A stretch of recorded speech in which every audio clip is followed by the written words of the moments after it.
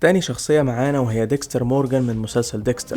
ديكستر قاتل متسلسل عنده ميول سايكوباتية زي جو من ناحية البرود وعدم الشعور العاطفي الطبيعي، لكنه مختلف في حاجتين. أولا هو عنده مبدأ، وهو إنه ما يقتلش غير المجرمين الأشرار تحت مسمى قانون هاري.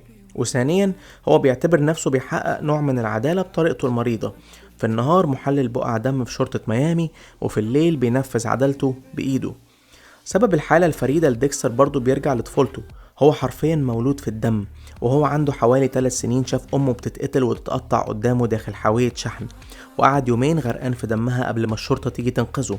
الصدمة الرهيبة دي خلت الطفل يفقد براءته تماما. الشرطي اللي أنقذه واللي هو هاري مورجان تبناه، وبعد ما لاحظ ميوله العنيفة قرر يوجهها بدل ما يقضي عليه.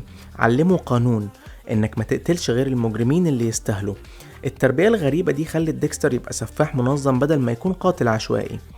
ديكستر مش شرير لأنه ولد نتاج صدمة لا يتحملها عقل بشر، لكن لولا اللي حصل لأمه قدامه ما كناش شفنا منه الوحش ده.